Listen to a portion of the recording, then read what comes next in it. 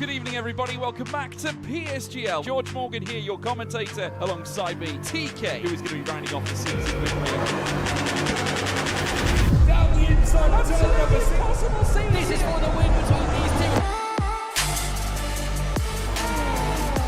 I'm on the edge of my seat. He needs to get it done now. Blakely will dive to the inside. We're robust, we've got our elbows out.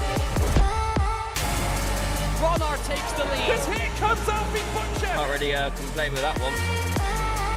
It's not going to be easy. The pressure is on, of course. Yarda Watmere is your champion.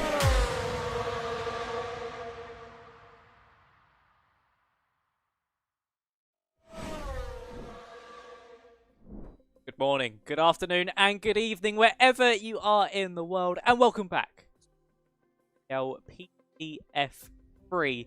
We are here tonight to take on round 5 of the season. We are here at the Red Bull Ring in the Styrian Hills of Austria. And tonight, as you may notice, I'm the one leading the broadcast, and it's not Miff alongside me. It's the wonderful Nathan Richards. How are you, Nathan, on this Thursday evening? I'm very well. I've got a bit of a cold, but I'm here for the action. We head to Austria, which will be a very interesting race. Qualifying as well, always superb around here. So yes, I'm excited to see what our drivers can get up to this evening, especially since our championship leader has moved on. Yes, that is the big news of this evening and for the season as well. Gabor Jontos, after his great start to the so far, he has been moved up F2. So in his place, we have the Frenchman of Jeremy Galanet. But talking about the standings, let's quickly have a look at them now. So, as you can see, it still says Jontos leading the way, but our de facto championship leader from that is Francesco Largo. He's on 31 points. Pick up a second place as his best result of the season, which came at Australia. It's Thomas Sitamalaya who rounds off the top 3. He's on 28 points, only 3 points behind Largo. Then we have Dimas, Vaso, Gabali and Kokeni up the rest of the top 7, followed by Daniel Queer, Igor Pajewski and Carlos Galindo rounding out the top 10. But, of course, here, Nathan, now that Jontos is out the way, we've actually got a very competitive championship fight. Yeah, we certainly have. What's that? 8 points between Largo, Elia Tomasetto and Alexander Dimas, which is a very interesting F3. And, of course, I've been here a long time in PSGL, and I've never seen these three together in the sea, and never in F3 either. So it's quite nice to see these three now making their way up the rankings and up into the top echelons of the technically the second tier of the main teams, isn't it, really? Of course, F2 is kind of like the stars of tomorrow, as you call them. Then you've got the next step, which is here in PCF3. And I've got to say as well, I know we're only 4 rounds in, but we have got quite a close midfield battle as well. There's like, 8 points separating P5 down towards P13. So I think tonight, with it being Austria, with a track where qualifying matters because you're only overtaking zones up to turn 3, this is a big race for those maybe down in P10, P11 in the standings to possibly jump up towards that top 5 or maybe even higher if they can get a podium or a really good result. So it's certainly a big round, especially as well since we're heading to that halfway point of the season. I'd say after Canada, you start to then look at drivers who are really in that championship fight. Yeah, definitely this round in Canada are the real key factors, the key races to kickstart that championship campaign. Even if you had a tricky opening 4 rounds to the season, it's these next 2 races that could be pivotal to you either being in that championship challenge or unfortunately just not having that edge come the end of the season. But of course, still after that, there is another 5 races. These are the key factors. The midway stage, of course, only 3 more rounds. Actually, no, 4 more rounds. Of course. That break period. But we are just about to head into qualifying in a moment. A little bit later than usual. Drivers, they're going to be experienced with minor delays underway. So quickly, track side in a moment. Drivers load in. Of course, Nathan, we were discussing drivers beforehand. Who do you think could have a shout for pole position here this evening? I think from what I've seen in the past, Jonas Martins, I know he's only just moved into F3, but he's always been brilliant around Austria. I remember back in, I think it was F3 a few seasons ago. And I think, yet again, it's one of those tiers where you've not got that many drivers that are exceptional and drivers that are going to go and take pole by a 10th. But you've got a really good group of drivers that are all going to be around that same time and around that same benchmark. So I think you could possibly look at least 5 or 6 drivers for pole here tonight, but I'm looking at the likes of Martins, Dimas as well, very good qualifier. Avagabadi, I've seen him qualify high in the past, and I think then you also have some of the outliers as well, don't you? Some of those that are a little bit further down in the standings that sometimes out of nowhere pull out a brilliant result, such as like Lucas Baisner or maybe Boba as well, who's currently down in 20th. Yeah, you do have those outlier drivers that could potentially have that one race where they do put themselves top of the times and just have that great evening, and it really then does have that big confidence boost. And we're going to see these drivers now attack this circuit at full push track, where it's very short, so times are extremely close, and that's where those surprise poles, those surprise positions do come into play. But Booba is now going to be starting his first flying. That might come under a little bit of traffic at the start of this one, but Nathan, take us away as he heads up to the Mickey Lauda curve. Indeed. So into turn 1 here for Boba. A bit of a slide on the exit of the first turn, but of course that can happen on that first run out on the circuit as you head your way up towards turn 3. Remus, late on the brakes, just before that 100-metre board. Get the car turned in as you flick it onto the apex, and yet again a slide on the exit here, a little bit too power heavy for Boba on this opening lap, and then down towards turn 4 at Slosh Gold. Once again, just after that 100-metre board, get the car down to 3rd gear, and yet again making his way through there quite nicely through turns 5 and turn 6, and then flick it into the left for turn 7. Of course, you can take a little bit of that curb, but not too much. Then in towards turn 8, yet again, flick the car in, carry the speed all the way through. And this is very decent so far here by Boba. A few cars, luckily, getting out of the way. 2 corners to go, and we'll see what he can do on this first opening lap. Yes, we certainly shall. Through the final corner it goes, and oh, just a little bit too wide, and he invalidates the opening run. It would have been a 3.0, a very respectful benchmark time. Zalan Bieda, only a 3.1 for him, so that would have slotted him into 2nd place. But so far, that is the provisional pole time. Now looking at Jensen Rowson as he now attacks through that middle part of the lap, through turn 6 and through the middle sector we go, 43.8 there. A little bit wide through 7, going to affect his run ever so slightly through 8 and up into turn 9. So for Jensen, as he makes his way into the final couple of corners, will he be the next driver to displace Bieda, or will he pick up track limits? Dennis Lanrock, our first driver into the 2s, a 1 minute 2.8 from him. Here comes Jensen Rowson, he displaces him, but only just. Yeah, 0.06 of a second there between those two, as a few cars now looking to get their lap times on the board, but quite a few have also had an invalidation, and that is not ideal at all. As one of the Haas cars heads up to the line, it's Valentino Labella who goes quickest by just over 1/10 of a second with a 102.753, as many more cars now just finishing off their first lap, and some of them actually go for a 2nd lap as well, just in case they made a mistake on the first. We have one of the Red Bulls here, Wojtek Steg, in towards the final corner. We'll see what he can do as PSGL goes into 4th. Where does Steg go? Only P5 with a .945, so not the best lap for him. But I definitely think there for Zalan Bieda, that is certainly not a competitive lap, and he'll need to improve on that one heavily as Lucas Baisner goes up to P2.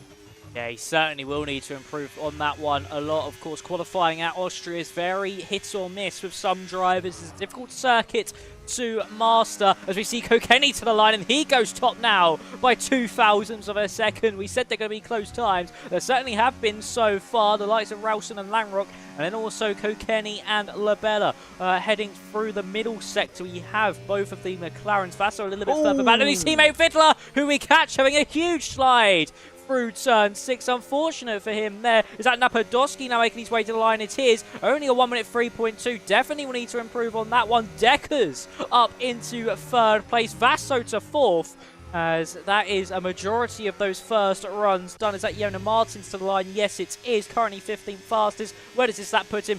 Only goes to the bottom of the times, a 1 minute 3.5. Of course, it's a short track here, Nathan. Not many corners to make up time, but it's certainly a difficult one as well, due to the nature of how these corners actually are. It certainly is, as there's still a couple of cars actually making their way through. Carlos Galindo went up to P10. Let's see what Casper Flack can do in the V car. Up to the line, goes into P7. A nice lap from him, just over a tenth away from pole. But this is a very difficult track when it comes to qualifying, and also the gaps are very close. Just look there at Kokeni and Labella, only 2 1,000ths of a second separating them, with Leonard Deckers just below in third, I believe, recently joining VNT as well as a driver. So a nice debut for him to topple all of the VNT cars. I think there's 5 of them on the grid here tonight, so do the best of all of them so far, so we'll be happy with that one. And then Stephen Vasso up into P4, another very strong qualifier here in F3, and currently sits on that second row. But you look at the bottom, there's 5 cars yet to set a lap in qualifying, some of them as well with a couple of poor laps, around 2.5, 3 tenths off pole. So it also shows how crucial it is to get that perfect lap in. It really is. It's a very crucial aspect, even if it is just that first banker, just to get something on the board that is somewhat representative. Of course, the track will slowly improve, but it may not be enough to drop you outside that top 10 places. We see Thomas Seto-Alaya now up to the line. What can the Aston Martin do? As he crosses the line, he goes 11th fastest, and he's actually matched Wojtek Steg in lap time. Next is Alexander Dimas, who's on heat next pushed up. He's heading through the middle sector. 5th in those drivers' standings, a de facto 4th thanks to Shontos moving on. He's had quite a good start to the season, has Dimas. He's had a little bit of a tricky spell when it comes to post-race penalties, the likes in Texas and also in that opening round in Australia. So plenty of work to do here for the Dutchman as he makes his way through the final corner. Dimas to the line. Where will this lap put him? Puts him 4th fastest. A very happy Dutchman, I think, will be seen inside that car after the first run. Yeah, certainly. Great lap there from Dimas, as Boba only manages 18th, and that, I think, was more of a preparation lap to go again here, as he did have full battery heading out to the final corner. So we'll see what the FVR driver can do. Of course, in the V-Carbons, yet to get a representative lap time on the board as we head up towards turn 3. Very nice in there. I think went a bit longer the brakes for momentarily, but gets the car turned in and gets on the power nice and early on the exit, and now makes his way down towards turn 4. Crucial yet again not to lock up here. Makes his way in, gets the car turned in nicely. This time no slide, so a lot better here from Boba on this run as he now heads in towards turn 6, 7 and 8. As I think just a little bit unsettling on that curb. That's cost him probably a 10th or 2, and then he still has a final couple of corners to go. So it's not been the best lap so far here for Boba, but at least he'll be able to get a top board as he makes his way through turn 9 and decides to bail it and go back into the pit lane. He's a very tricky start to life in this session. Hasn't set a competitive lap time just yet, so for Boba, we'll definitely need to work on that for now. Wojtek Steg's on his lap time. He's up by half a tenth through that first sector. Could be quite a competitive one from the Red Bull man, as he now gets a nice little slipstream there from one of the kick Saubers as he makes his way down into the swash gold of turn 4, braking at around about 100 metres down to third gear, slowly bring that car out to that left hand side, and then you want to get right back over to the right just for this entrance to turn 6.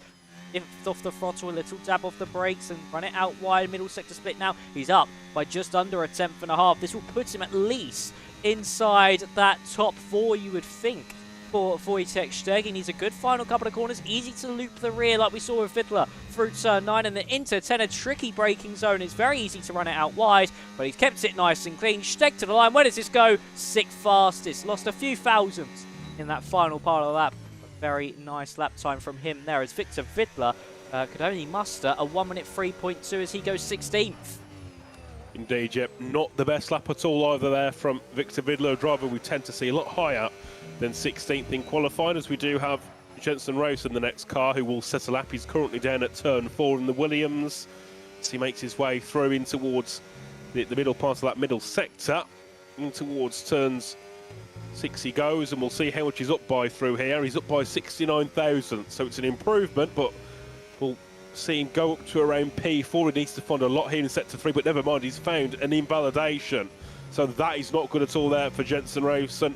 And once again, drivers proving that it's a very difficult track to get right, as I'm trying to find who's next to set a lap. It will not be Victor Vidler, it will be, I believe, the Red Bull of Jeremy. No, he's on an out lap, so it's all trying to find out who's actually on a lap here. I think they're all preparing, if anything, here. Some of them go out once, they'll go for another lap just to burn off a bit more fuel to then go for that flying run.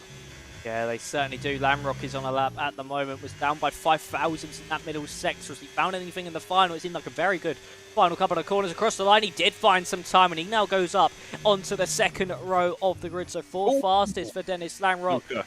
Oh, and Lucas Baisner, has he done what we saw Vidler do? Certainly does seem so. He was certainly going to be one gunning for a good position for Lucas Baisner. An unfortunate incident, second one we've seen this evening. Yeah, certainly not good at all there for Lucas. He just overcommitted into the corner, as we see Carlos Galindo up to P4 there in the Williams. Very nice lap from him there, just to go, about 10 thousandths ahead of Dennis Langrock, as there's still a few more cars on their second laps crossing the line. I think it was Igor Piasecki there. He's looking to begin a lap, currently down in P12. We have Elliot Tomasetto here, currently in P13, but up by over a tenth and a half in that middle sector. Still has the final corner to go, just within the track limits, up to the line. Where can he go? He goes third. A nice lap from the Aston Martin, as we do see Valentino Labella go quickest by 10/1000ths of a second. But of course, we've still got Tamas Kokadiz. Kasper Flack goes quickest. That's a surprise contender for pole position. Kasper Flack, he's not really been anywhere all season in qualifying, and now here in the Styrian Hills, he has pulled out a lap of all laps and he's gone fastest. But Stephen Vasso now goes second fastest as well. It is really close at the top. Just look how little separates the top 8 cars. Less than a tenth of a second separates all these drivers, and the gap all the way down to 9th is less than a tenth. Wojtek Steg is only just over that, so the top 10, if you find just a tenth and a half, you are going to be onto that provisional pole position. I don't think anyone else is on a lap. Potentially Jeremy Gallinino, he's invalidated his attempt. Alexander Dimas is still pushing on, so he's currently in 9th fastest. Goes to the top by a tenth of a second. 2 tenths found by Dimas, and could this be his first PSGL PCF3 pole position? Or is somebody going to fight back in the later stages? But a spectacular lap time from Dimas at a crucial stage of qualifying. Certainly, that was a really good final sector, because it was only up by 18 thousandths in sector 2. So he's found, 1.8 tenths in the final sector. So brilliant work there from Alexander Dimas to go fastest by over a tenth to Kasper Flack. And then Igor Piasecki there going very slow. I think he's possibly trying to warm up the tyres. I'm not 100% sure. He's burning the battery at the same time, so yeah, not sure what he's trying to do there. Jonah Martins is also, I think, looking to head back to the pit lane, but we do have Victor Vidler on a lap currently, 9/10 so far, and he's 6/10 off pole, which around here is a very big gap indeed. So he's going to have to certainly find something in sector 2 as he makes his way through. Now he's up by 2.5 tenths, but then he's also got another sector to go, and he's already 4 tenths off here, unless he can have a mighty sector 3. Yes, we'll certainly need a strong final sector of the lap.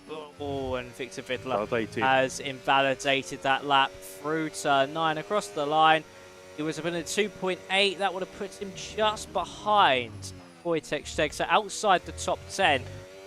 Considerable improvement on his previous best. Of course, still 4 minutes to go in qualifying, but he will not have another set of tyres, I don't think, to go again. All these drivers will be on the harder pre-6. They want that double hard compounded tyre, medium hard around here of Spielberg, Austria, around the Red Bull Ring. That is the best strategy. Tyre wear is a little bit too high to try the one stop, as we see Abe Gabadi now up into that first sector. Not set a lap time so far, was our winner last time out in Monaco. So if he wants to back it up with a good result, he needs to set this lap time now. Certainly does, and of course after that win, you said, and no point scoring before, it makes you think, was Monaco a one-off, or has that just sparked his form, and now he knows he's had a win.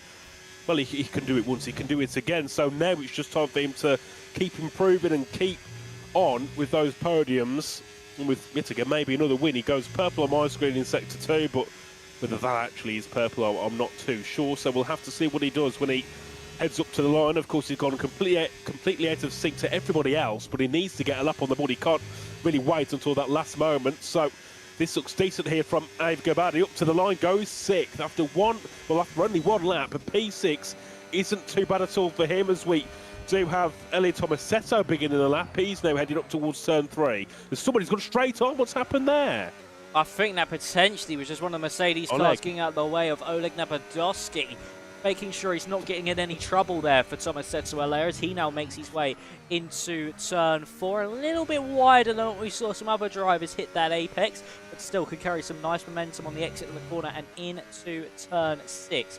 Nice tight line, drifts the car out to the right hand side, middle sector split, he's up by 0.06 of a second. This will not be enough for pole position at the moment, so he'll need a monstrous final 2 corners if he wants to find something. But for Thomas Setsuela, he could see himself on to the front row of the grid, heading through the final corner. Now here comes the Aston Martin to the line. Can he rival Dimas, or would he just fall short? Across the line, just falls short. A brilliant improvement from him though, second fastest. Exactly what he wants to see. As the better in the first sector down by 5 thousandths. What have you seen, Nathan?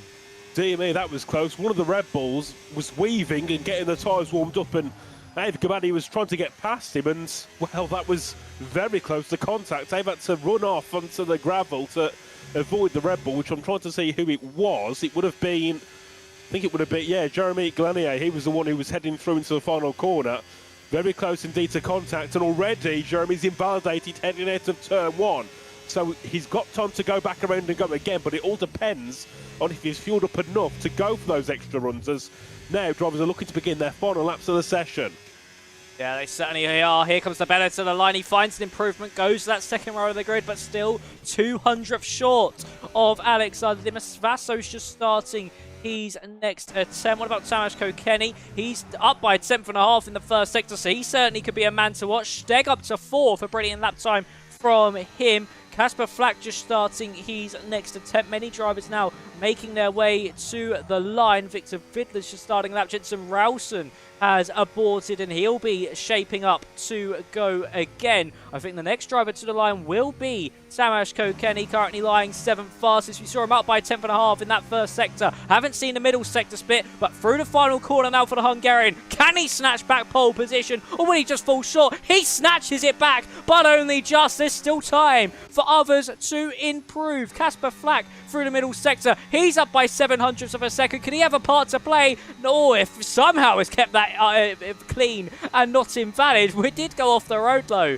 did Casper Flack, but this time around into the corner, he does invalidate. Igor Pizzeski next to the line. No, it's actually his teammate Labella, so it'll be one of the V-Carbs heading through the final couple of corners. It's Buba as he now makes his way through the final corner. Nothing doing there. All eyes turn to Dimas. What is the Dutchman going to do to respond?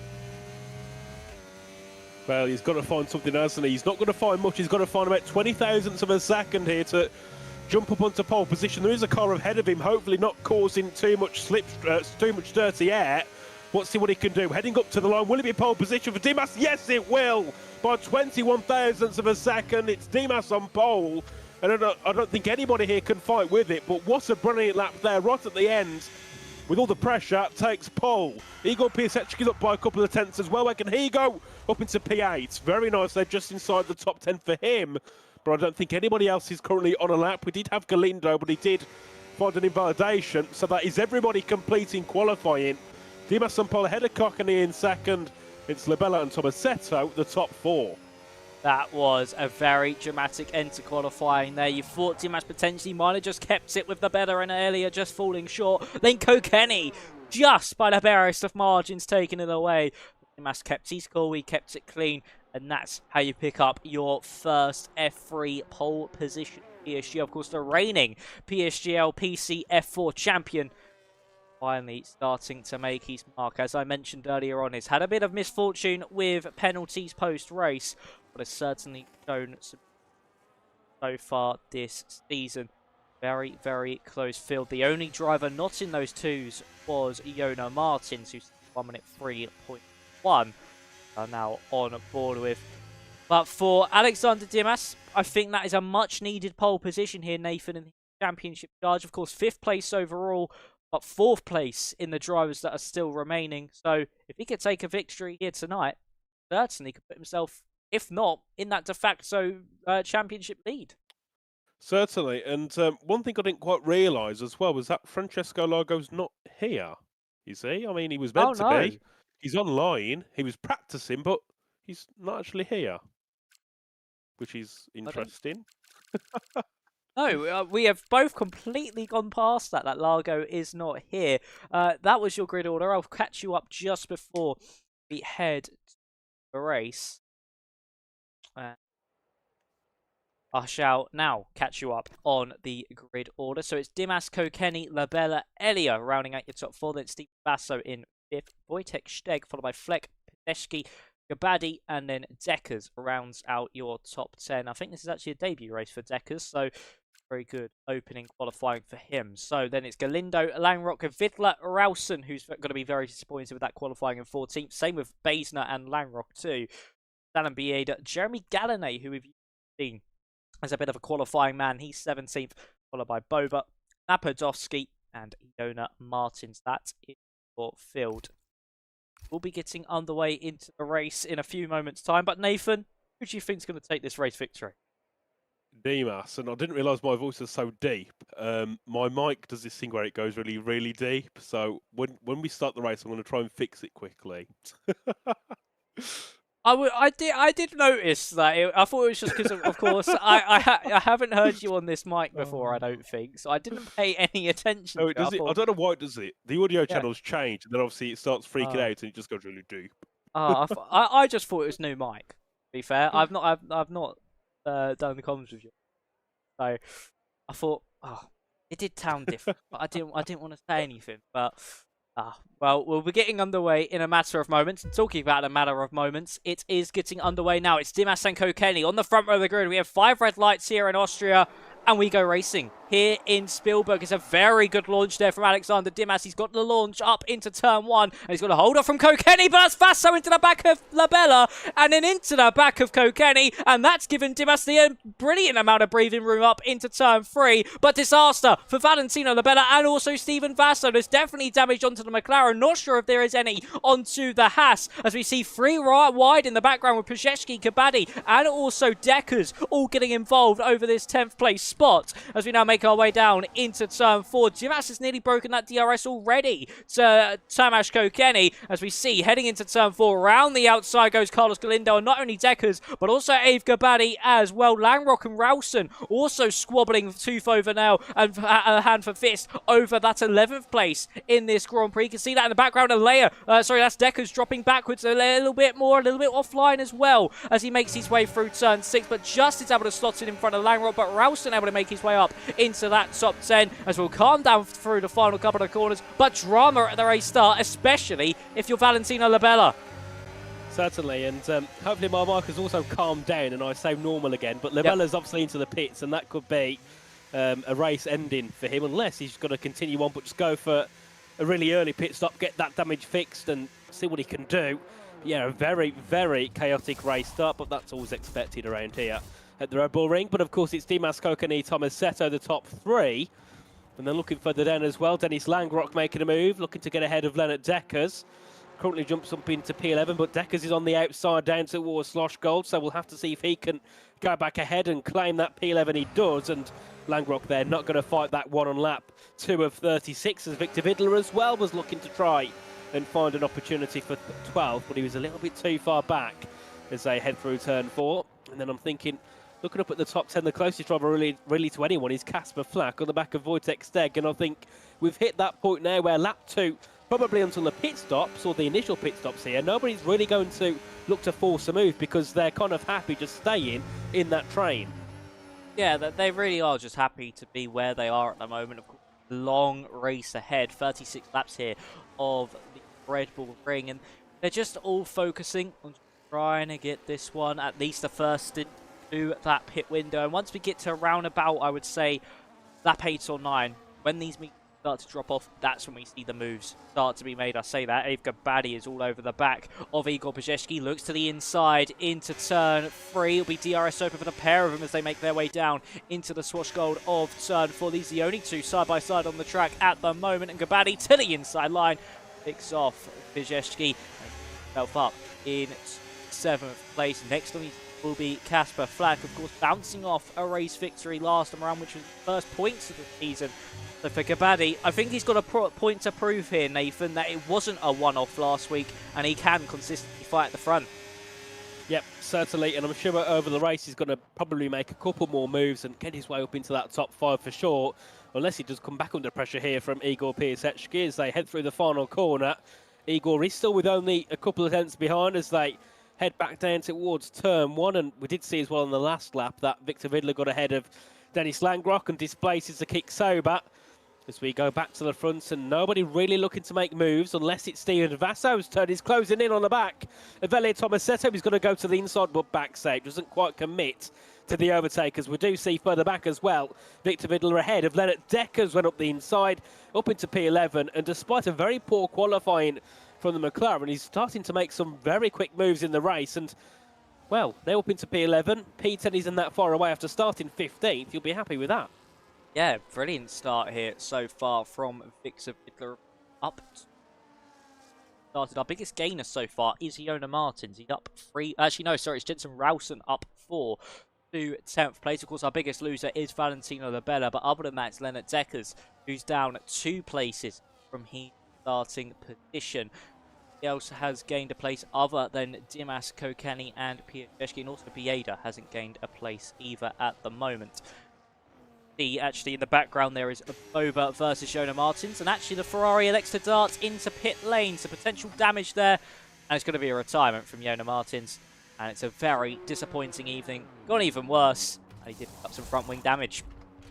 Well, certainly after a DNS 9th, a DNS, I don't think a DNF was really on Iona Martins' bucket list, but unfortunately he will pull into the pits and retire from this one. A very disappointing start and end Iona Martins tonight here at Austria. Maybe me saying he would be good in qualifying was a bit of a curse on him potentially.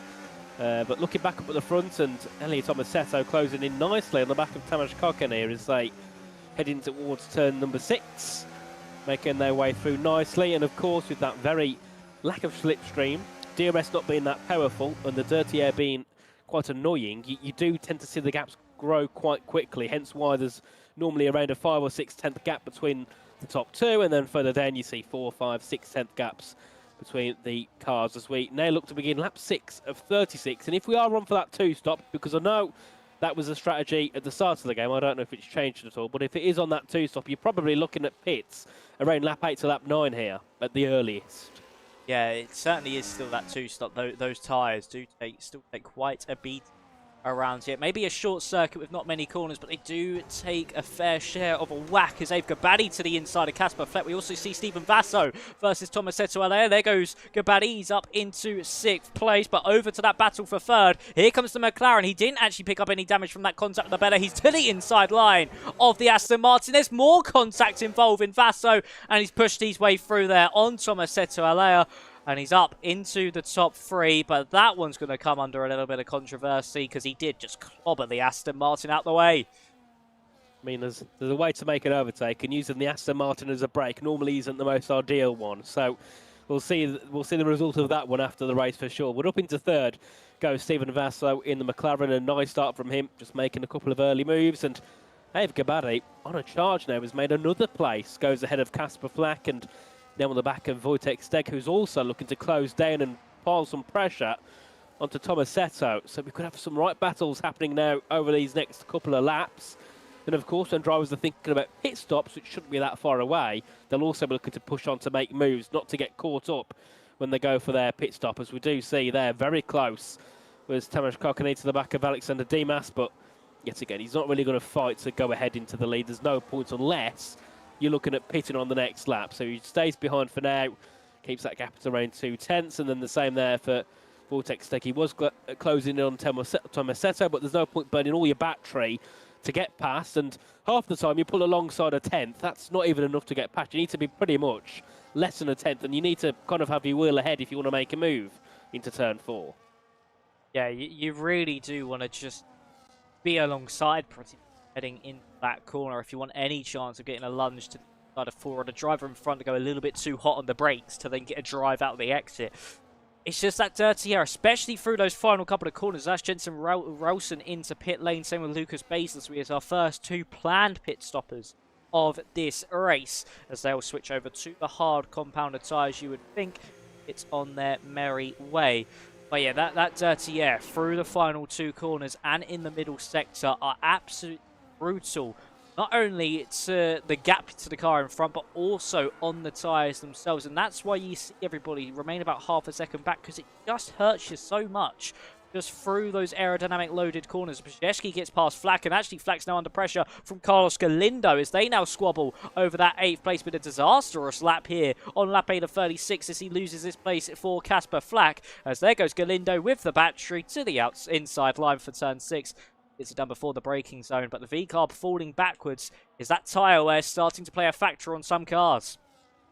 Certainly. So you can see there Casper not seeming to be the best here in the actual race, and that's why he's lost a couple of spots. Not ideal for him, as I think there's a couple of cars looking to pit. There certainly is. Stephen Vasso is the highest placed car heading into the pit lane. Wojtek Steg, Igor PSGL, Dennis Langrock is also into the pit. So a couple of early pit stoppers here as we head on to lap 9, and let's see here if potentially Kokeni looks for the move if he's also thinking of making a pit stop next lap. He pulls to the inside. Dimas does not really defend that one, and into the lead goes Kokeni, but he goes deep, and Dimas is back alongside as they head out to turn 3. DRS open here for the Mercedes as they head down towards Gold. Who will be ahead? Who will be back into the lead? Slight bit of contact, but Dimas gets it back ahead. Contacts again slightly, but it's Dimas into the lead and Gabadi up into 3rd. Gabadi's having a really strong race at the moment. Of course, he was behind Tomasetto Alaya, of course, for that position, but he's also behind Stephen Vasso in that one. And he's actually been able to pick off the Aston Martin nicely. He had about a second of a gap when he got past Casper Flack. Now up in that 3rd place, and he's going to be coming into pit lane this time, but so are the 2 race leaders. So if Kokeni want to try and undercut potentially this lap, that plan has been halted. Thomas said to Eli, he stays out for an extra tour. Same with Galindo, and also crucially for the V-carb, Casper Flack as well. He had a poor lap 8, but has that pace come back to him ever so slightly. But we'll see where Stephen Vasso comes out in relation to the top 2. Indeed, this will be very, very interesting, whether that undercuts the plan or whether that slight overcut is the plan. So heading into turn 1 here for Vasso on the back of Steg. Let's see whereabouts the leaders are. They come out just ahead, so if anything, you've not gained and you've not really lost anything there, but there is still potential moves for Wojtek Steg to go ahead, but he's still a little bit too far back. So Vasso there will be a little bit annoyed he couldn't get ahead, but at least he's not lost places. But Jensen Racing with that 2-lap undercut has now got himself up to net P5, so brilliant from him. As now Ave Gabani looking to get ahead of Igor PSGL, and he goes ahead, but then back to the inside for the Ferrari. Contact as they make their way through, and Gabani gets the move complete, but once again, a slight bit of contact at turn 4. But I think with the way the corner angles and how much speed you actually carry into the corner, it's always destined to make contact, either on the apex or on the exit, where we've seen in real life, cars get spun round. Yeah, we have certainly cars getting spun around there, and Gabadi, again, making clear that he fell further forward. And I wonder if Vasso's potentially made a mistake in a film, because of course when he came into pit lane, Wojtek Steg was not in front of him, and now of course he's come out of the pit lane and Steg is now in front. So has he potentially made a mistake somewhere, even on the pit exit, and he's dropped that position, the DRS that Steg may have got? But that's a bit of an odd one there for Stephen Vasso, because he potentially could have got that undercut done if he didn't make that mistake. But it's Deco Kenny wants to get close to the back of Dimas Buba, and also Galanay squabbling out of turn 4. That's going to be the V-carb keeping himself in 6th place. Yeah, for Wojtek Steg, he's had a really good pit stop window, and he's actually been able to gain a place somehow while boxing on the same lap as Vasso. I think either Vasso made a mistake, like you said, or potentially, if Steg was just close to Vasso on the pit exit, he's got that DRS, he's made the run, and because Vasso's got no DRS himself, it's just been an easy move past. So, yeah, two very possible scenarios there for why we saw Wojtek Steg go up into net P3, and of course it's still Dimas that leads from Kokeni. The top 7 yet to pit. So, that was Jeremy Galonier there, going very wide at turn 1 as Zalin Bieda goes ahead of Carlos Galindo, and I'm very interested here to see what those who started on the hards are going to do, because I've never seen, well, in the past couple of races I've commentated here on F125, I've not seen many drivers start on the hard tyres. So this is an interesting strategy here for Zalin Bieda, but we can also see now we've hit 11 laps and those hards are a lot quicker than the mediums. They certainly will be. Those mediums will be struggling at this point, probably in the high 60s for their tyre wear, if not more. So expect the likes of Flat, Galindo, Elia all into pit lane, at least either this lap or the lap afterwards, because they need to get off that tyre. But Elia will stay out one more. Same with, as well, Flack and Galindo. I'm very surprised they're staying out a little bit longer. And are they here, Nathan? Potentially risking that one-stop strategy, trying to get this tyre to potentially either this or the next lap, that 13 or 14, and then just being able to try extend those hard compound tyres. But the big issue with that is come the end of the race, you're going to be a sitting duck.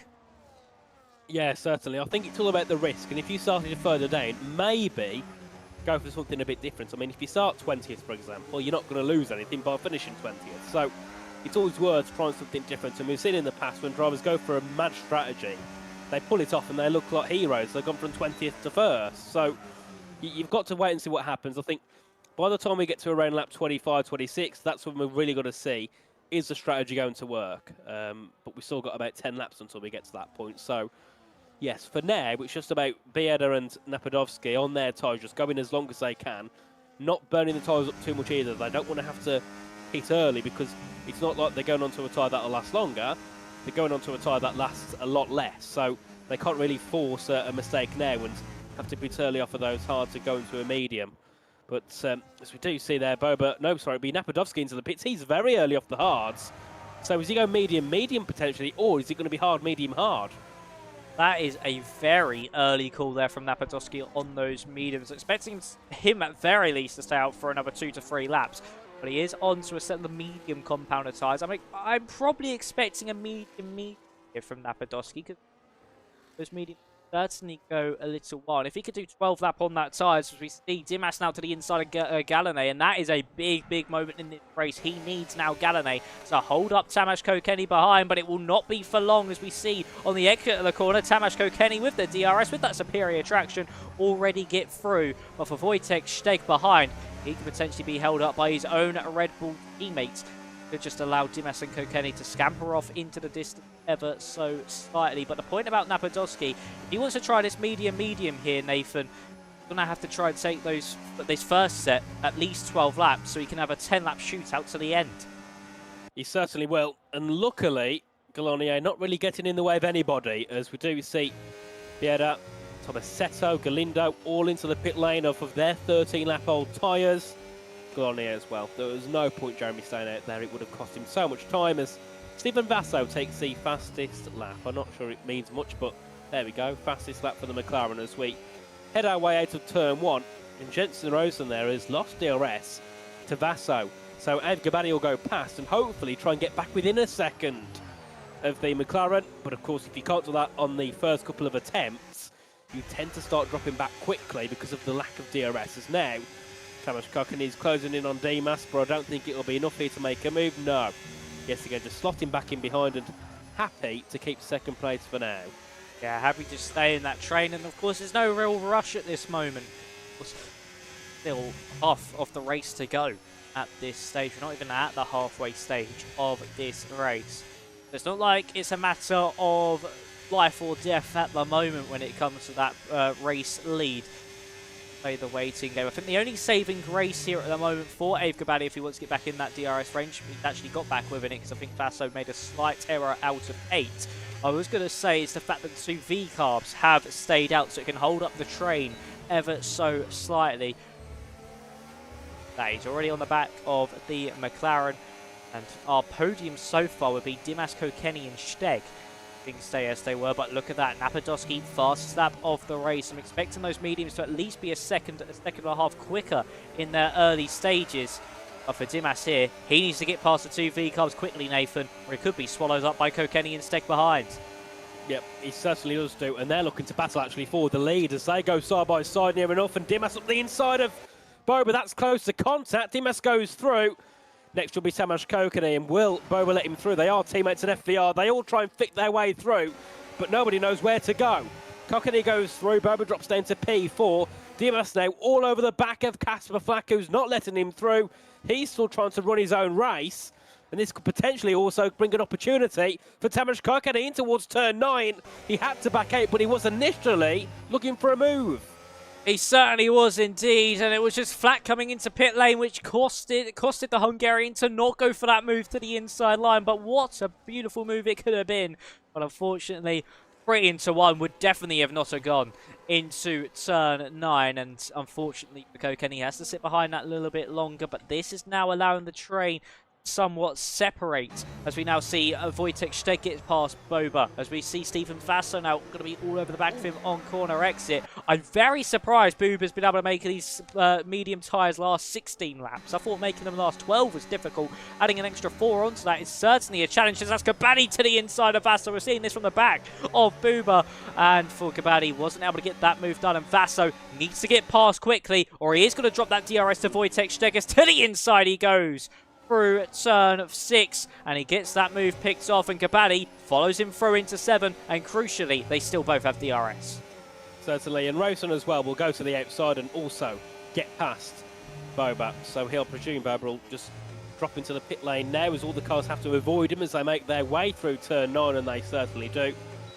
And into the pit lane there for the FBL driver in the V car. But of course, now everybody's made their initial pit stops. The top 3 is Dimas, Kokeni, Steg, with Vasso and Kabaddi running off the top 5, with Rayson, Piasecki, Weisner, Langrock and Victor Vidler, the full top 10 here. And then Leonard Deckers is 3.7 seconds back in 11th. So potentially the top 10 here could already be sealed now because of the gap back to all those behind. It certainly could be, because, I mean, look at that, even from... So once Napodowski, even on those fresher mediums, gets by on both Bieda and Deckers, as there goes Alan Bieda actually to the outside line of the Aston Martin, he then needs to find another 4 seconds to Victor Vidler in front, and that gap will not be easy to break down because, of course, he'll have the DRS Vidler from everybody in front of him. And you've got 3 DRS zones there where you're constantly going to be finding more and finding more and more time on the car behind. And it just means here for Napodowski and co, everybody who's boxed that little bit later, this could be a real graveyard shift of a race where you're just pushing forward as much as you possibly can, taking as much out of the tyres as you possibly can, and just exhausting yourself and also your battery to even have a fighting chance of any point.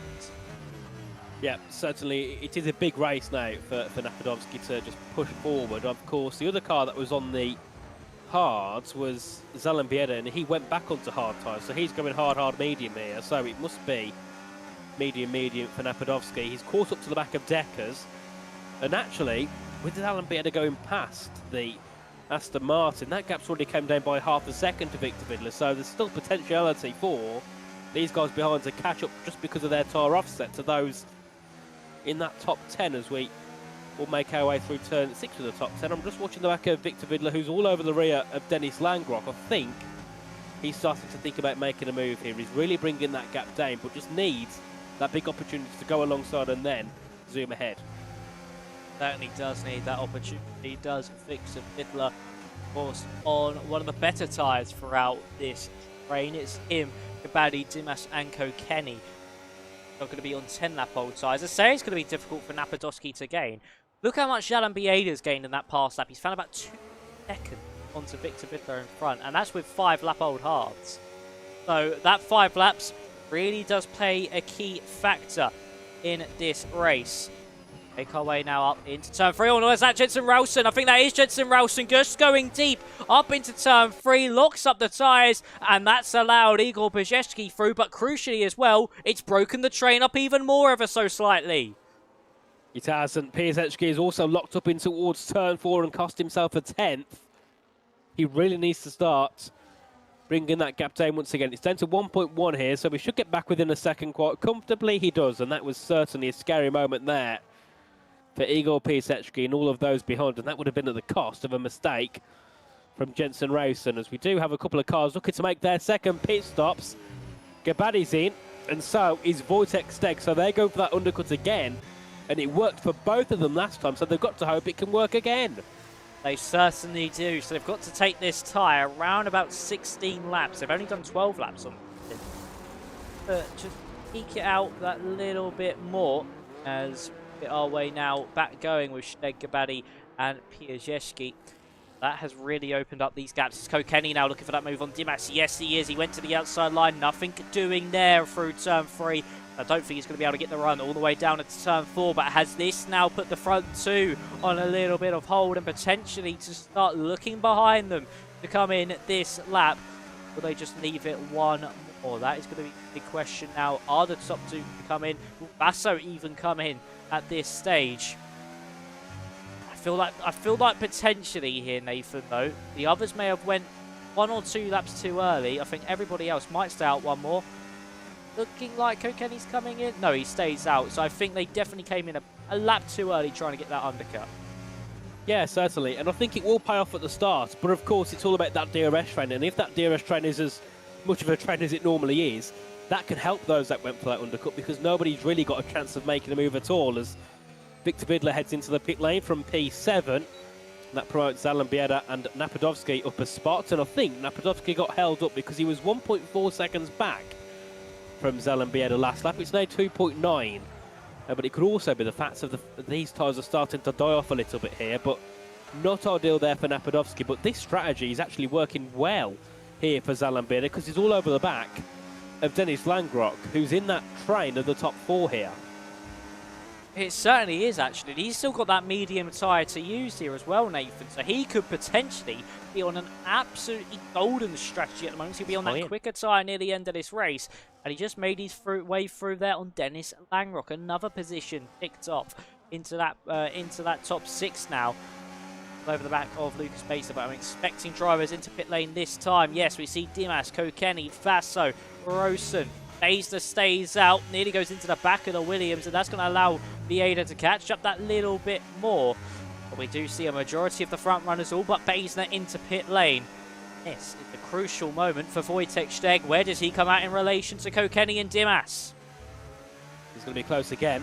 Let's see where Wojtek Steg is. So he's heading down towards turn 1 currently, goes across the start-finish line, in towards turn 1, and I think he's got ahead quite comfortably, actually. Where is Dimas? He's behind by a position. He's actually lost out to Igor Piasecki and Ave Gabadi. So this has worked heavily for those that went that 1 lap earlier. And it means now Dimas and Kokeni and Vasso have to get on the charge very quickly. They certainly do have to get on that charge as Galindo's able to make his way past there. Thomas Alaya. Wojtek Steg was able to make his way past Boba as well. For that position is in the background. I think that's 3 wide all the way down into turn 4. And Dimas has made it past both Gabadi and Pijeski. A beautiful move from the Mercedes drivers. Here comes Kokeni. There's contact between Gabadi and Kokeni over that 13th place on the road. Of course, it's a big battle for the podium places. Ooh. And Kokeni makes his way through round the outside. I think that was a spectacular move from the Hungarian. Weren't able to catch it properly due to the game's cameras being the game's cameras. But Lennart Deckers and Napadovsky now into pit lane. So Napadovsky surely going to go on to a set of the hards. And we're going to see Tomasz Kokeni now try to tap Piasecki. What's that gap between Dimas and Boba? 1.5. So you find half a second on this. That's even threatening getting into the DRS range of Steg. Certainly, and I think Valentino Labella is going for the fastest lap, being as he's on a brand new set of soft tyres. So I don't think he's planning on going for any points today after what happened at the start of the race. After a decent qualifying as well, a big shame for Labella in the Haas car as we head back down towards turn 4 here, just following Kasper Flack through, as he's got the net race leader technically of Wojtek Steg. Unless anybody actually wants to extend to the end, that is still a possibility. I mean, we've got what to the end? 12 laps to go. I think it'll be very hard, and I don't think anyone actually, when you think about it, I think they'll just drop off that hard, won't they? The top 6. I don't think there's any point. Well, I don't think Lucas Basin will stay out, will he? Into the pits he goes. Yeah, it's one of those difficult ones. Bieda might, because he's quite a big gap as Boba actually picks up our first 3-second time penalty. I'm quite surprised about that, actually. That nobody else has picked up a 3-second time penalty yet. It's been relatively clean on the track limits front from the whole field, as Dimas is now within DRS of Boba for that 7th place, as Wojtek Steg is trying to close up to the back of Kasper Flack, who potentially could be going for a move on Jeremy Gann. There's a move from Tomasetto Alara, and there is Gann actually trying to get that move done onto Galindo himself. It'll be DRS open for all of them as they make their way down into turn 4. Now Dimas is close to the back of Booba as we see round the outside goes Flack on Galladay, but really overshoots the corner. Not going to get the move done there as Dimas makes his way through on the V-Carb of Boba. One V-Carb tried the move, wasn't able to get it done. The other one had to defend and couldn't keep their position, as now next on Dimas's list is a crucial one. It's Wojtek Steg. And of course, this is for the net lead of the race between Steg and Dimas. So realistically, Dimas has got to get this move done quickly and try and capitalise off the mistakes for those ahead. As up the inside into turn 9, that's contact between Steg and Flack as they make their way through. That was a very boisterous move from the Red Bull. Goes up a place, but well, I mean, that's definitely going to go to the shoe room. I think it was the move that was on, but of course, one of them went off track, the other one stayed on barely. Dimas now has an opportunity himself to look to move forward as he'll look to get past Casper Flack. So into turn 3 we go, and Flack isn't going to defend that. I don't think he's anyway. As upper position goes Alexander Dimas. Yeah, Flack tried holding it around the outside, but nothing doing there as we now make our way down the hill into turn 4. We're going to see another boisterous move there from Wojtek Steg, this time now on his teammate Jeremy Galladay. He'll look around the outside of the Frenchman. Nothing doing there, not able to get that done, and that puts Dimas ever so closer to the back of the Red Bull. But I think Dimas knows here he don't want to sit too far behind, too close, sorry, because he'll get a massive waft of dirty air, and that will just send him completely offline as we see Galladay. It's Wojtek Steg now all over the back of Galladay, heading into that penultimate corner where only a lap ago we saw him barge Flack out the way, but he's not going to go for it this time around. Maybe he knows it's a bit too risky this time around, Nathan, and it's potentially going to go for it up into turn 3, but Dimas is certainly going to be waiting on the wings. Certainly. I think Dimas is waiting for Steg to try and go for a move and it not quite work, so then he can launch on the attack. I think that's really what Dimas needs to do. He needs to catch Steg off guard, or at least hope that Steg gets held up by the cars ahead. As we go up towards turn 3, Steg gets the move done, or at least looks to make the move ahead of his Red Bull teammate. The side-by-side on the exit. Galladay keeps ahead, and that's key here for Alexander Dimas to get involved. He could look to launch up the inside of Wojtek Steg. This is for the net race lead in towards turn 4. He can't quite make the move as Steg breaks later, gets past Galladay, and so does Alexander Dimas. But that was a key move for Steg as now Dimas goes around the outside, but he has to back out. Yeah, just has to back out of that one there, but Steg being used as somewhat of a battering ram through this field from Alexander Dimas. And up to 4th and 5th they do go. Look at that gap Alan Bieda's got to the cars behind as well. He's got 7.7 seconds, so if he wants to keep this one out, he could potentially have a shout of a podium at this stage of the race. DRS will be open for the Dutchman and also Wojtek Steg as they make their way up to turn 1 once more.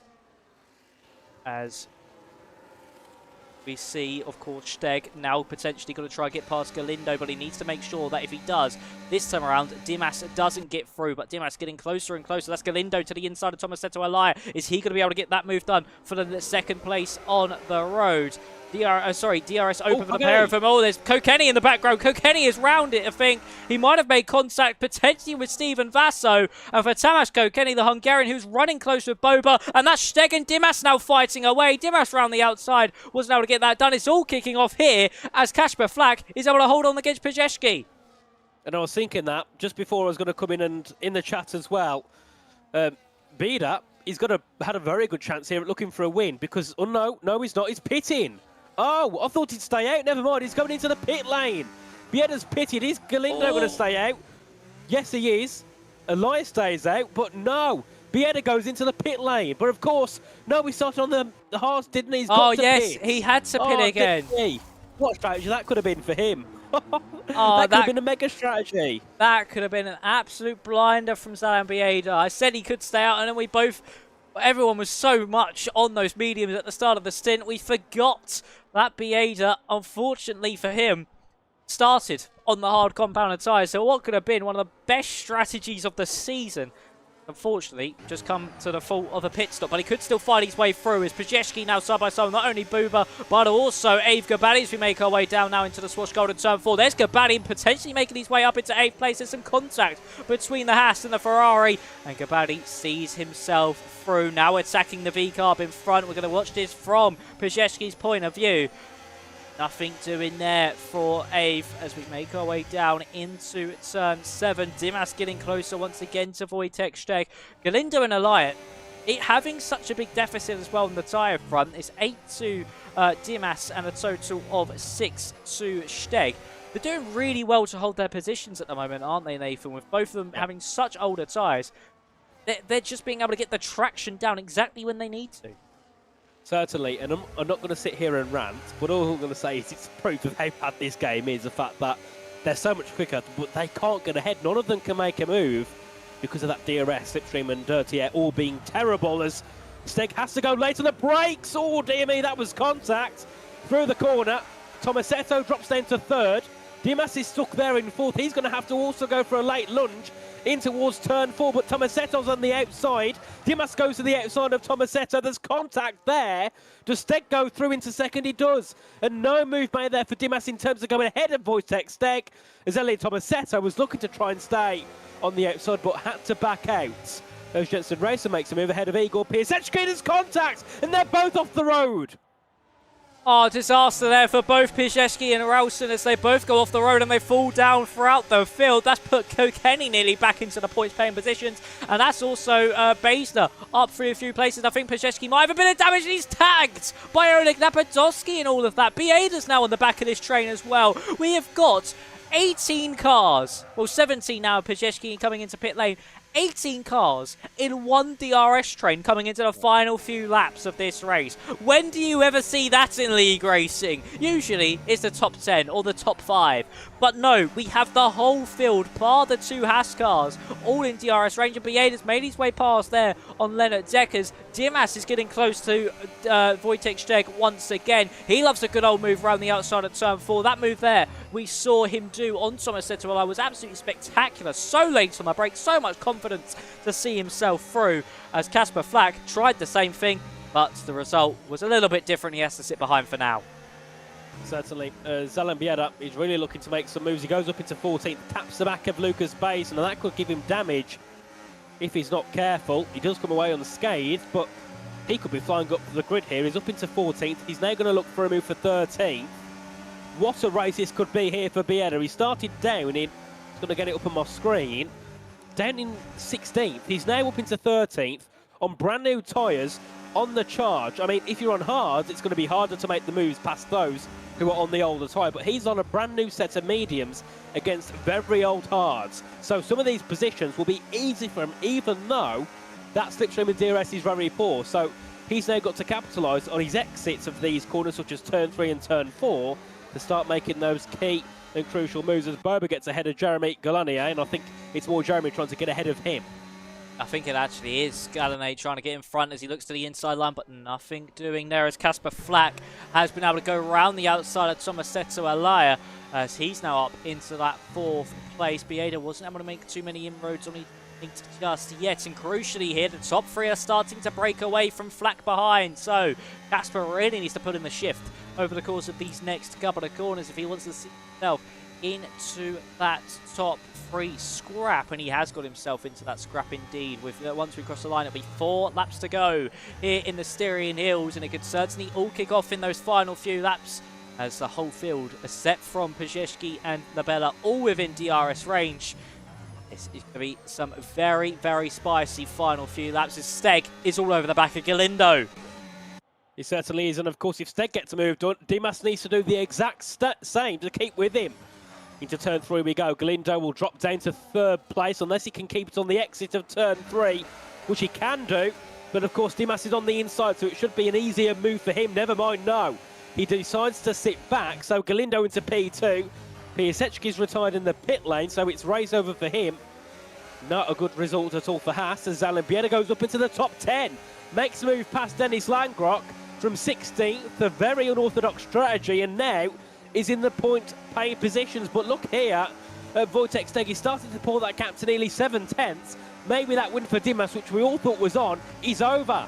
But if you're Alexander Dimas, you need to get this move done, and you need to get it done now on Galindo in front. Just look at that hemorrhaging time all the way down the straight, and he's out of that DRS range now, is Galindo. So Dimas needs to get this done up into turn 3 this time around, or he could see his race-winning chances go bye-bye. But of course, Steg could potentially be reported to the stewards, not only for one move he's done so far in this charge up through the field, potentially another with Flack and also with Elia, as we now make our way up into turn 3 until the inside goes Dimas, and he gets that move done. But look how big that gap is, 1.5 seconds, and Wojtek Steg is streaking clear. So this needs to be a monstrous comeback over the next couple of laps here for Alexander Dimas. But the crucial factor here is, Nathan, Dimas has not got the battery.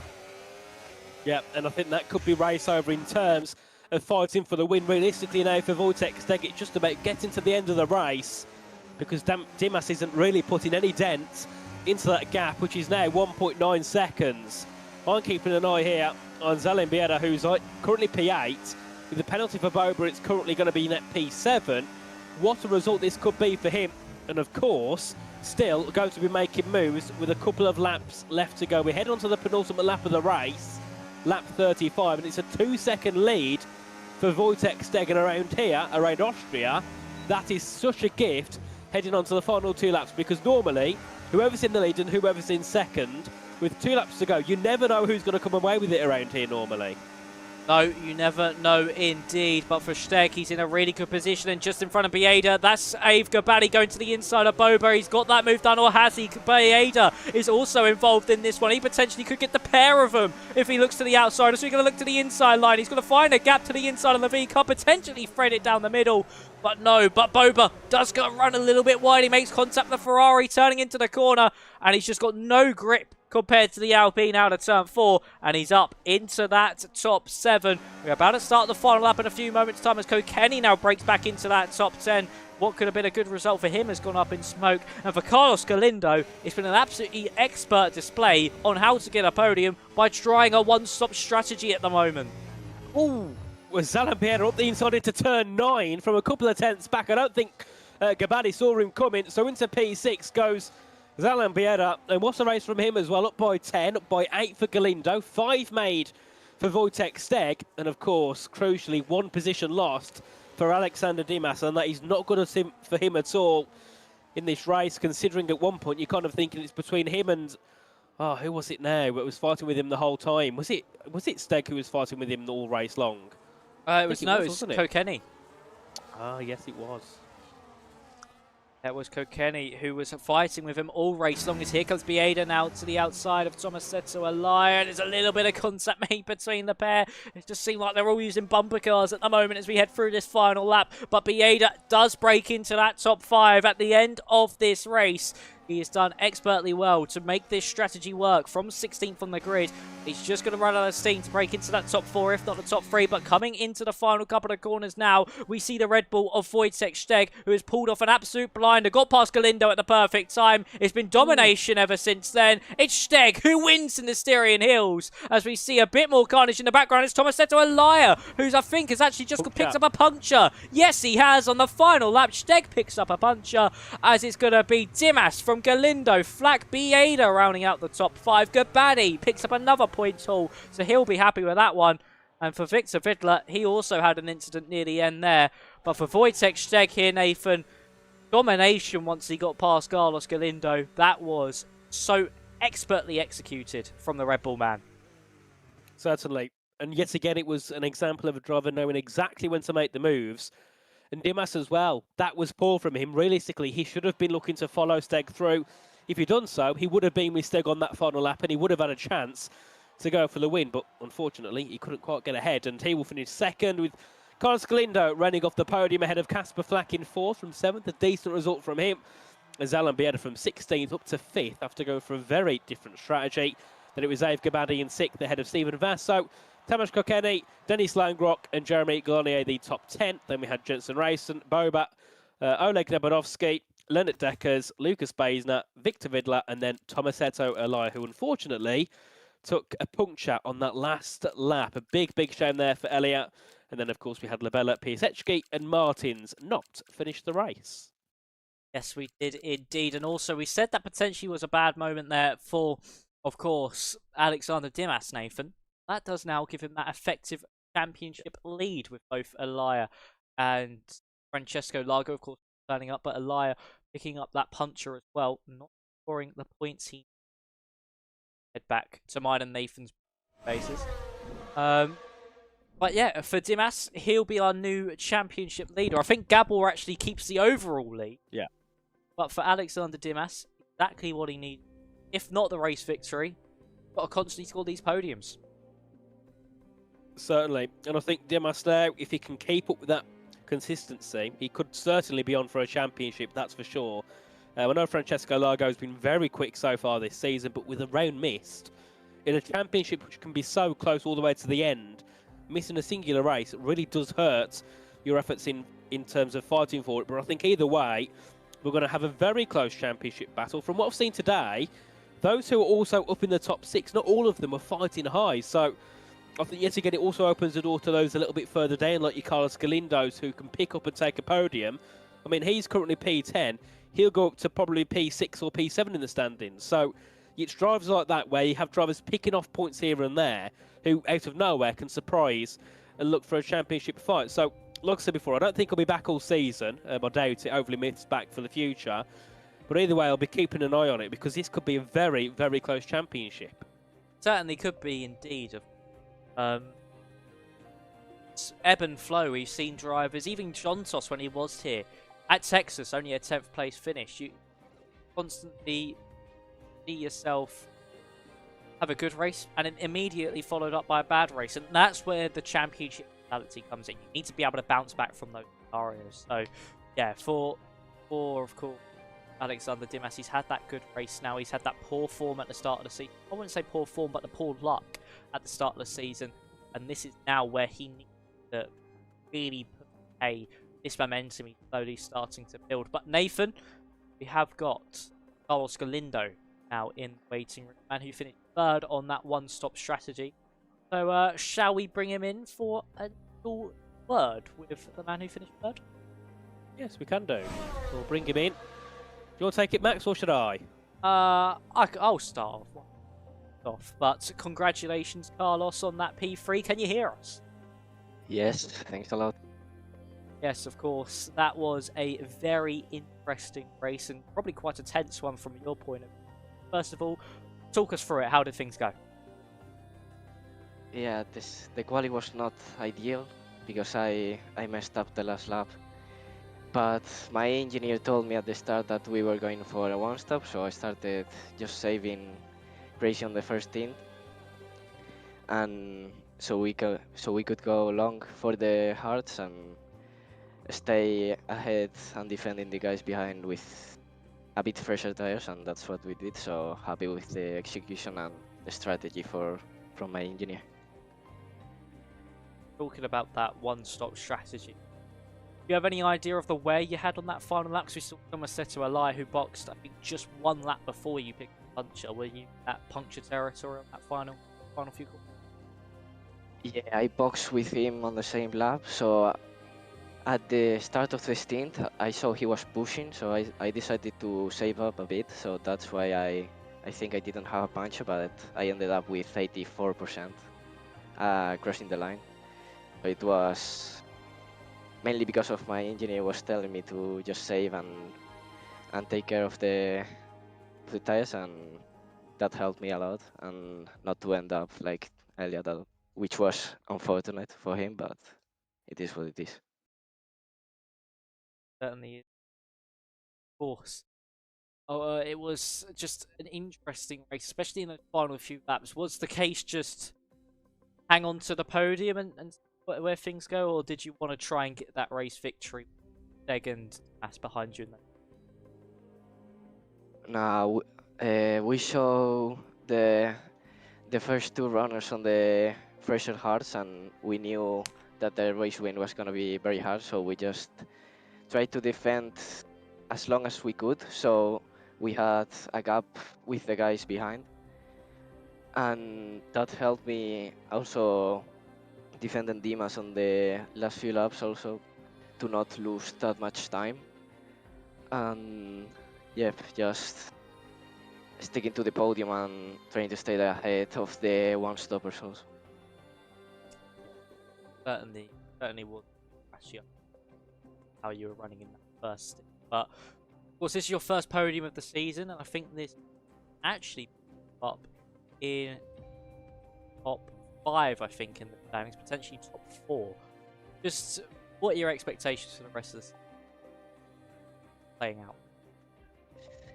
I'm just gonna go race by race and trying to get everything out of each race, and we will see at half season if we can fight for something, and if not, just pick up some great results for the races as this podium, and just keep up the good form for the next races. Nathan, any questions for Carlos? Indeed I do. Carlos, welcome. Great to have you here in the interview room. So, heading next week in towards Canada, how's the pace looking there? Because Canada's one of those where you either see a driver that's really good there or really bad. How are you eyeing things up heading into that one? I think for me it depends on confidence, so I will try to have practice and get on pace so I don't bottle the quali, because the last chicane is very hard to nail. So I will just put the practice, and I think I should be decent there, because it's a very hard track not to invalidate. So I will try to stay focused and put a great lap, and let's see how it goes. Yeah, certainly. But thanks for joining in for an interview, mate. Great to have you in here with us as always. And once again, congratulations on the podium. Have a good one, and hopefully we'll see you again next week. Thanks, guys.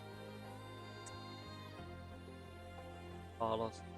So I think he's the only driver with evening. I'm not seeing either Egg or Mass in that waiting. Mass is just typing in. Wait a second to see if he's saying yes or no, where it's very anticlimactic. He says no. Or he doesn't respond to us. Oh yeah, he talks about something completely different in this one, but. Yeah, it was a very interesting race. I think the strategies as well did make that a lot better. Nathan, I think all those 3-4 different strategies were all converging at the end. It brought that action, and I think it's probably one of the first times in my career where I've commentated on, in the final few laps, an 18-car DRS train that somehow has gone all the way down to lap 36. Yeah, that was interesting. And the thing is, even though we had such a long DRS train, which I knew before the start, I knew it'd be DRS all the way to the end, but firstly I didn't think it'd be quite 18 cars. Second of all, I didn't also think that we'd have that much overtakes in that DRS train. There was a lot of overtaking. Surprisingly, we had quite a few moves down to turn 4, which I didn't really expect. Normally turn 3 is kind of the hot spot for moves around the Red Bull Ring. So yes, great to see moves heading in towards turn 4. Drivers having the confidence as well to make some overtakes. And of course, next time heading to Canada, that's going to be a difficult one, because you've kind of got 2, maybe 3 main spots of overtaking, which is turn 1, which is still difficult to make a move, but it depends on your run out of the corner chicane at the Wall of Champions. You have the chicane, of course, out of the hairpin. Then, of course, sometimes that opportunity to make a move into the hairpin. But after turn 1, up until around turn 9, you've not really got anywhere that you can make a move. So that race, again, will all be about being able to stay as close as you can to the guy behind, ready to attack when you have that opportunity. Certainly is. It's a track where it's definitely a driver's track, I think, Canada, where the driver will make the difference. And what I have a lot of confidence and a lot of faith, not only in the car, but also in the track limit as well. And yeah, it's going to be an interesting race to watch. It's not really featured much, is Canada, and really any league racing calendar. So it will be a fun one, and I'm certainly forward to it. One of my personal favourite circuits to watch and even race on. So that's the nice one indeed. What are your thoughts though on Canada, Nathan? From your perspective as a driver, do you like it or not? I mean, to drive, it's really fun. I love driving Canada. It's a difficult challenge, but it's always quite fun.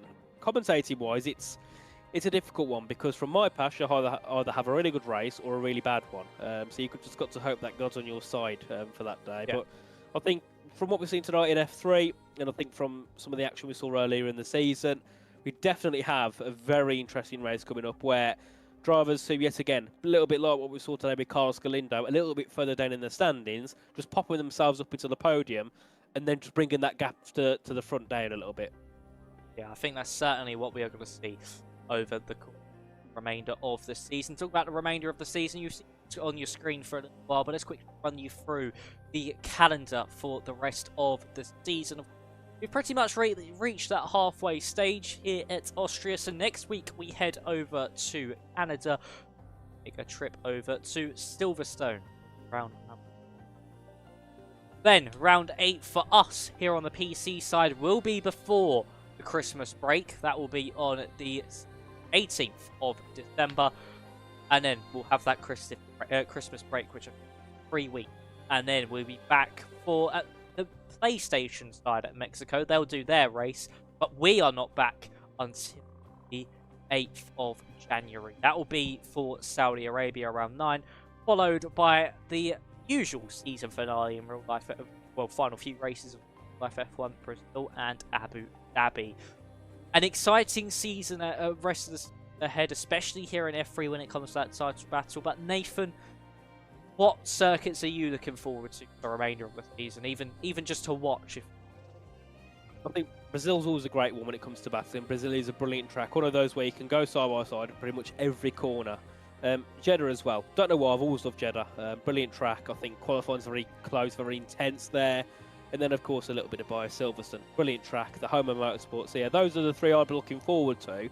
But I think either way, it's a really good championship end because you've got the challenges of Abu Dhabi in Canada, Mexico as well. That's a very strategy-reliant track. Then you have Brazil, which is a little bit carnage-wise. And then, of course, Jeddah, which is all about that precision.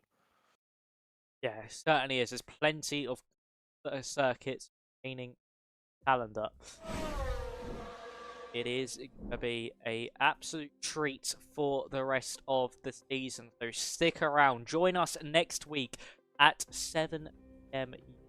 time GMT. 9 o'clock Europe time, if I'm correct. 8 o'clock. Yes, it's 8 o'clock European time. Okay, We're back to 8 the UTC. Okay, yes, it's 8 o'clock European time. So make sure you tune in next Thursday for more of your F6. Actually, quickly, before we head off, I don't want to get in trouble, but make sure you check out our sponsor, Sim Racing Setups, if you want all professional sim racing setups made by esports drivers, made by people who have raced in PSGL as well, all for $49.99. And use code PSGL for a 5% discount. It's compatible with all consoles and PC, with a quali, race, wet and esport and stable setups for every single circuit, and they will constantly add updates for free to each setup to make sure they keep up with the meta on the game cycle. But that is going to be that, Nathan. Is there any last words from you before we end this? Big thanks to you, Max, as always, for being alongside me today, and then of course once again to everybody in the chat tuning in and having a little conversation as always. But yes, I don't think I'll be back next week unless there's another issue for Myth or yourself. But yes, yeah, it's very enjoyable being back in the box again here for the main tier. Yeah, it was quite enjoyable having you back, Nathan. Thank you for stepping in for me. And once again from me, well, thank you all at home. This wouldn't be possible without you guys at home, all the drivers turning up. So big thanks to them as well. But that is going to be that. Make sure you stick around here as well, because we'll be directing you straight to F2. Just getting their race underway, should be in the first few laps. But make sure you join us next week for a entry, an enjoyable one. But that is going to be all us here in F3, and I'll see you around. Thank you ever so much for watching, and